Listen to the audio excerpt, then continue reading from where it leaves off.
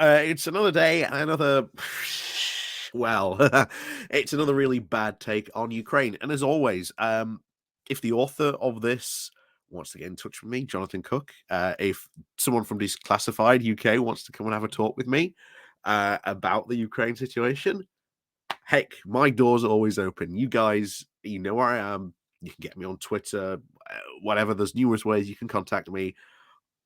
I'm more than fine to hop on a video stream, whatever, and talk through why I think you guys are wrong on this. I am more than happy to state my case as to why. I think you guys, uh, well, put it this way: you might not be in favor of the Russian invasion, but the way you talk about it, you almost want basically to give Russia everything it wants.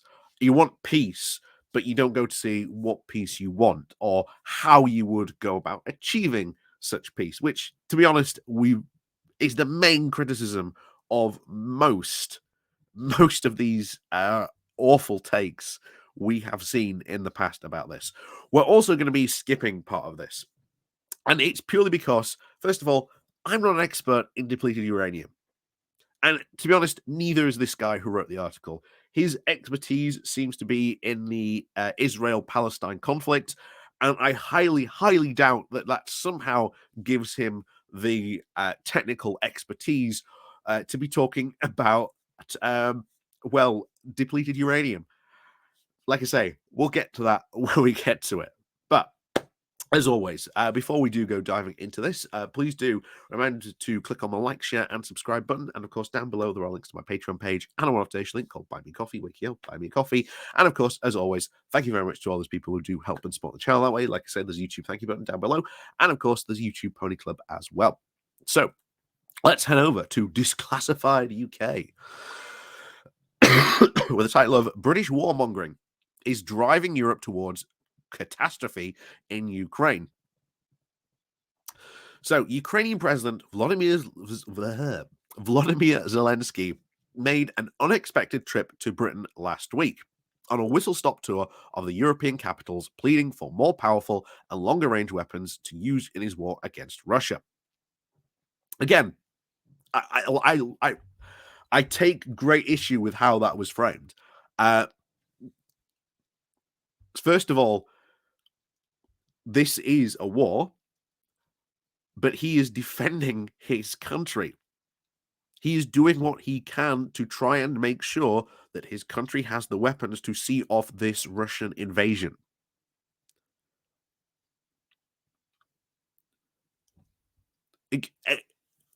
How could you not? I don't know. I take great issue with how that's been phrased. So what was hard to ignore, once again, was the extent at which the UK is playing an outsized role in Ukraine.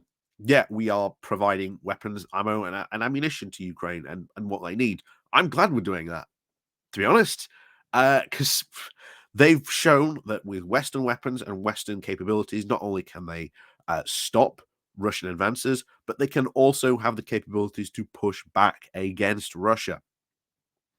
So last year, after the war started, the then Prime Minister Boris Johnson hurried to Kiev, presumably on Washington's instructions. Okay, what's your evidence for that?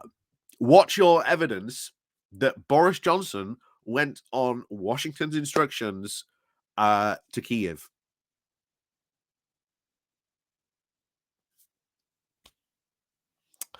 Apparently to warn Zelensky off the fledgling peace talks with Moscow. Again, whenever someone brings this up, they do not talk about these, quote, fledgling peace talks, because these peace talks were not peace talks. They were surrender talks. Putin and his basically digital media minister, who he sent to negotiate, yeah, because that's who you send when you're serious about negotiating, basically went into these talks with a list of demands, which was basically give us everything we want and the war stops. And that included giving up large amounts of Ukrainian territory, allowing Russian bases to be built on Ukrainian territory, a permanent uh, promise to never join NATO, complete replacing of the current regime to one of Moscow's choosing. Those lists of demands in those peace talks were just completely non-starters. And yet, most people who say that those peace talks would have like would have worked and we wouldn't be having this war now seem to completely ignore the fact of what Moscow was putting on the table.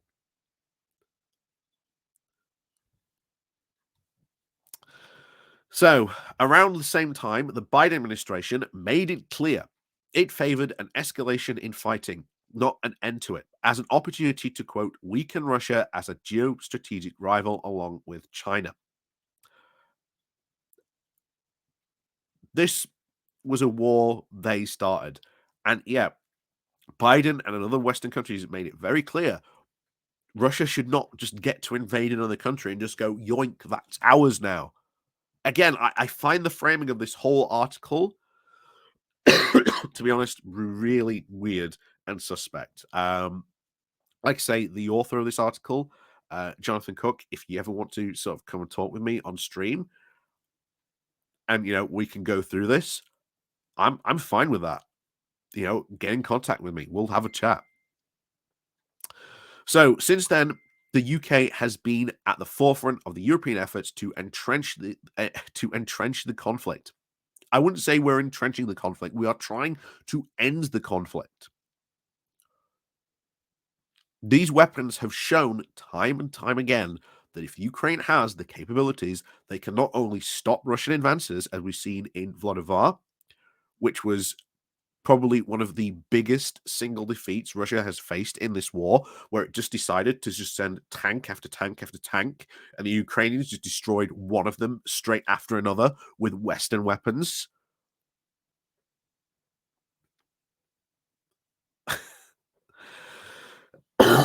So, yeah, they have been able to stop advances like that completely. Um, So, helping to lobby the supply of weapons, training, and military intelligence to Ukraine forces. Again, I got no problems with the UK doing that. I think that's a good thing. British tanks and thousands of tank shells, including the controversially and some made from depleted uranium, are to be shipped out. Last week, the UK added hundreds of long range attack drones to its inventory. I think you mean the Storm Shadow missiles, because I don't think we've actually given them long range attack drones. If you're referring, although they may have, I don't know. To be honest, I would question where the author's getting a lot of this information, but that's probably part of the whole thing. But yeah, um, yeah, the British Challenger 2s that obviously we provided, they use depleted uranium ammunition. And by the way, I because the author's not going to mention this, since the beginning of this war, Russia has been using depleted uranium anti-tank shells. I don't see you complaining about that. That's that is a fact. Right from the very beginning of this war, uh, Russian tanks have been using depleted uranium shells. So this idea that we can't supply Ukraine, Russia's been using them. And the whole reason why you use depleted uranium is because you use it instead of you either use tungsten or use depleted uranium. And depleted uranium is better, but we'll get into this conversation a bit more later on.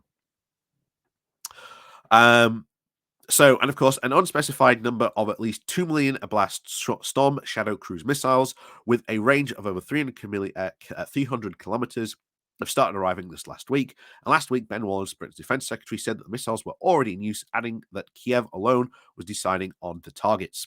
The Storm Shadow allows the Ukrainian military to strike deep into the Russian annexed parts of Ukraine and potentially at Russian cities too. And again, so far, we actually haven't seen them use these missiles on Russian cities. If they do, well, at that point, they'll be cut off. But there you go. So, in the quote recent leak that revealed that the Pentagon had learned through electronic eavesdropping of Zelensky's eagerness for the long-range missiles, so that his forces were quote capable of reaching Russian troop deployments in Russia. Yeah, they're not. That why is that a bad thing? If you are being invaded by Russia, you would want to target their deployment zones in Russia, because that way it is militarily a legitimate target. If they are going, we're going to gather our troops here, and you've got a missile that can reach that range, that is a legitimate military target. I don't see the problem in that. So Britain now pays little more than lip service to the claim that its role is only to help Ukraine defend itself from Russian aggression. How is that lip service? I think providing weapons to Ukraine in the way that we have been doing is perfectly fine. Like I say, if you want to come on and dispute that with me, I'm more than happy to. The supply of increasingly offensive weapons has turned Ukraine into what amounts into a proxy battleground on which the Cold War can be So, oh, we're just fighting the Cold War. No, Russia has invaded another country, and they have asked for help, and we have given them that help. If you want to frame it as, oh, it's just the Cold War being revived, then remember, it was Russia that started this, not us. So during Zelensky's visit last week to the UK, Johnson's successor, although should be Liz Truss's successor, Rishi Sunak, effectively acted as an arms broker for Ukraine, joining in with the Netherlands in what was grandly dubbed an international coalition to pressure Biden administration and other European states to supply Kiev with F-16 fighter jets. And again, I think we should absolutely be providing them with F-16s, just as we should be absolutely providing them with Challengers, Leopard 2s, and even again, Abrams from America. The more capabilities that they have from these Western weapons give them not only more capabilities to strike back against the people who are invading them, but also to defend their countries. As we've seen, you saw a couple of videos just in the past couple of weeks of the Patriot missile systems over Kiev, defending the city. If you give them more things like this, the F-16s, this helps them strike back, and this will help them eventually push back, Russia from its borders. I think that is an entirely legitimate thing to ask. So yeah, heck, F-16s to Ukraine. The more the merrier. So Washington appeared to not need much cajoling. Just 3 days later, Biden dramatically changed his tack at the G7 summit in Japan, as he effectively gave the green light for US allies to supply Ukraine with not only its US-made F-16s, but also similar fourth-generation fighter jets, including Britain's Eurofighter, the Typhoon, and France's Mirage 2000. The administration officials surprised European leaders by suggesting that the US would be directly involved in the training of pilots outside Ukraine. That's not shocking at all.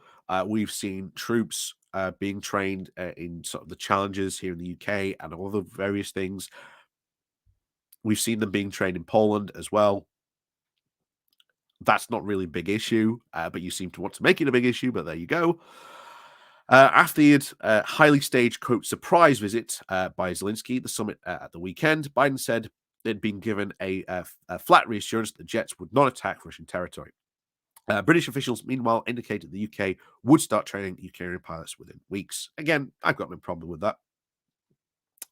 Number 10 has made it clear that Sunak is proposed to build a new Ukrainian Air Force with NATO standard F-16 jets that the then Prime Minister believes is Ukraine's rightful place within NATO. Again, no problem with that. I want to stress, if Ukraine wants to join NATO, then they can join NATO. If Russia gets upset and salty about it, that's Russia's problem. Because why do they want to join NATO? Well, they want to join NATO because of Russia. Now, ultimately, they can't join NATO anyway. Even if you take out the whole current situation, they can't, because they're under the same situation that Moldova is in because of the issue in Transnistria. Technically, they cannot join NATO because they have an ongoing military conflict. or at least territorial dispute, shall we say. So they cannot. So as much as they want to join NATO, unless that gets dealt with, they really can't. And again, same for the current situation at the moment, until that is also dealt with, very highly unlikely, as much as they want to join NATO, they will be becoming full NATO members. These statements seem intended to once again to block any potential path towards peace. President Vladimir Putin has repeatedly spoken out against NATO's growing covert involvement in neighboring Ukraine before Russia launched its invasion over 15 months ago. NATO's already grown. You've had Sweden and Finland join NATO from this. And if other countries, again, I don't think it was NATO specifically, because that's not what NATO does. But if these other countries wanted to, say, operate and help out Ukraine in training, we know certainly the CIA was out there helping to train Ukrainians in covert counter in counterinsurgency tactics. Yeah, that's fine. I got no problem with that. They're defending their country against an invader. What's your problem with that? So it is hard to imagine that the UK is heading off script. More likely, the Biden administration is using Britain to make the running and soften up of Western publics as NATO becomes even more deeply immersed in military activities of Russia's neighbor. Ukraine is gradually being turned into the very NATO forward base that first set Moscow on a course to invade. Even then, this NATO forward base. What about Latvia, Lithuania, Estonia, Poland? Already, all these other countries border Russia. The idea of, Ukraine was going to be the new forward base. We already technically have these bases. So, once again, I don't think that argument flies at all. So at the same time, Britain also appears to be exploiting the Ukrainian war as a showcase for its weaponry. After the US, it has been the largest supplier of military equipment to Ukraine. Good. I have no problem with that. Supply them away. This week, it was reported that the UK arms export hit a record 8.5 billion, more than double its last year's total. This time last year, Britain was also successful at selling weapons, was in 2015 at the height of the Syrian war. Whoop-de-doo. If you want to complain about the UK's arm exports and who we, equip, fine. That's a completely separate conversation, I think, to the one that we have about Ukraine. Ukraine is currently being invaded and has asked for help, and we have chosen to help them. So, as far as I'm concerned, supply them away. And then this is where I said we get on to one about health, because this comes up about the idea of the depleted uranium. First things first, depleted uranium is radioactive, but it is not overly radioactive. First of all, it produces alpha waves, and it is actually less radioactive than natural deposits of uranium. Now, of course, if it burns, you don't want to be breathing it in because it's technically a heavy metal, but then again, you don't want to be breathing in any heavy metals at all because it's going to be a danger to your health. And to be honest, I very much dispute all the information this guy has given. He is not an expert in depleted uranium, in depleted uranium shells. Again, putting depleted uranium on a YouTube search, there are a ton of people who talk about this that have military backgrounds and are more expertise in this. I'm not an expert in this either, but as far as I'm concerned, this guy, who again, more expert in the Israeli-Palestine war, seems to be talking with an expert voice that I don't really think he has about depleted uranium shells. Also, worth pointing out, he never points out that Russia has been using depleted uranium shells since the start of this invasion. I find that highly suspect. So we're going to jump forward.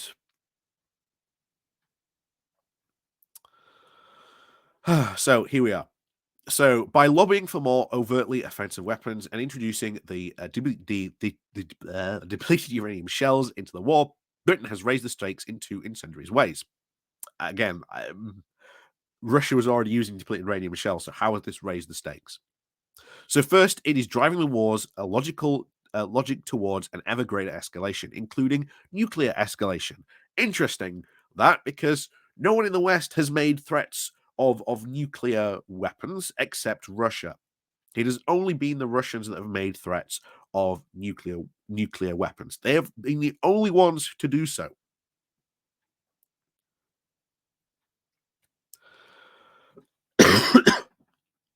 So Russia itself possesses the DU weapons, but is reported, again, highly doubt that they have, considering that, again, I think there is evidence to suggest that they have used depleted uranium shells in their recent attacks. I have also reported to have avoided using them. Moscow has long warned that it regards the use of depleted uranium in Ukraine as in nuclear terms, as the equivalent of a dirty bomb. In March, Putin responded to the UK's decision to supply the DU tank shells by vowing to move, quote, tactical nuclear weapons into neighboring Belarus. Of course, Lukashenko has said, maybe not. Meanwhile, the defense minister, Sergei Shoigu, has put forward the word that fewer and fewer steps away from nuclear collision. Again, Russia has been using these shells in Ukraine.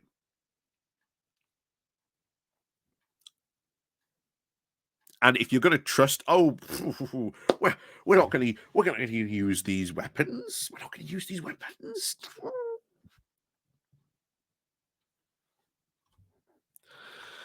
But Britain has also been creating a situation where the catastrophic move or miscalculation by either Russia or Ukraine becoming even more likely, as events last week highlighted too quickly. Russia struck a military ammunition depot in western Ukraine, creating a giant fireball. Rumors have suggested the site may have included British DU shells. Again, if this has created a dirty bomb, as apparently you say that this would have, where's all the evidence of this radiation? You should be able to show that. After all, this is in a Ukrainian controlled area. Where is all this evidence of radiation? Uh, he makes a point in the article also earlier on that depleted uranium shells were used in Yugoslavia, and it has become the most genetically like alterated area, saturated area in the world, next to Hiroshima and Nagasaki. We haven't seen such a like. Doesn't actually provide any sources of that actually happening. But where is it? You should be able to go to this area with a Geiger counter and go, there, prove it. So whether or not this is of true, it is a reminder that Moscow could hit such a storage site, intentionally or not, spreading the contamination widely over a wide built-up area. Again, depleted uranium is radioactive, but it is not that radioactive. Like I say, it produces alpha waves. With Ukrainians soon to be in possession of a full array of offensive weaponry, largely the courtesy of the UK, not only from long range drones, cruise missiles, tanks, but also fighter jets, it is not hard to imagine the terrifying scenarios that could quickly bring Europe to the brink of nuclear conflict. So, again, this is the whole thing that Russia is trying to scare people with. If you don't stop, we'll rattle that nuclear saber. Why should we back down? Why should we allow Putin to just get away with annexing, foreign countries' territory and invading another country because he has nuclear weapons? Guess he gets that now, guys.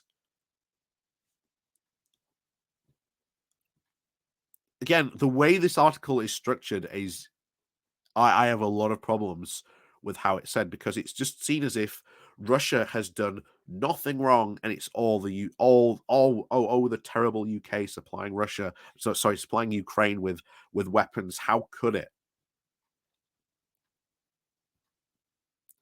The people who escalated this conflict in the first place was Russia. No one else. It wasn't NATO, wasn't America, wasn't us, it was Russia.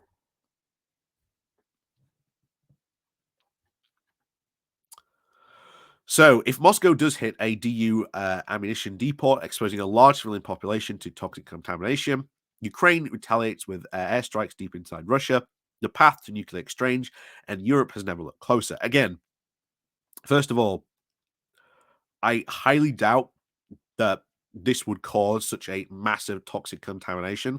I think this guy is pretty much scaremongering about this. I think he's trying to do intentionally and purposefully. I think that is wrong. The DU ammunition is not that radioactive. Again, prove it. If this, again, was apparently already, as you suggested, then why isn't that area contaminated already? Again, there are other experts on YouTube that talk about, depleted uranium ammunition. They're all saying the same thing. It is not this dirty bomb way that you're making out to be. So, for those who warned that peace talks were urgently needed rather than an arms race in Ukraine, are looking more and more prescient by the day. Okay, peace. How, first of all, do you achieve this? And secondly, what is on the table? Like, oh yeah, you want peace talks, but first of all, how do you achieve them? And what is on the table? What does your peace look like? This is always the question we get to whenever we come across any of these weird articles like this.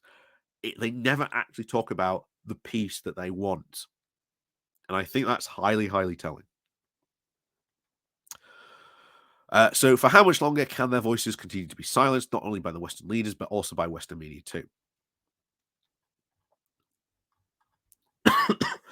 Like I say, I think most of it is because you guys are not really talking about peace. You talk about the concept of peace, but you don't actually tell you how you're going to get there. And when you praised at the beginning of your article, that Moscow had those talks, which basically weren't peace talks.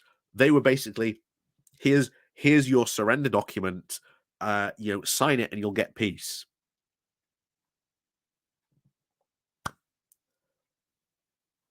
So if anyone from Declassified UK or the author of this wants to come on and have a talk with me, and we will actually have a talk about um, peace in Ukraine, how it can be achieved on that very specific topic. I would love to have a debate on that.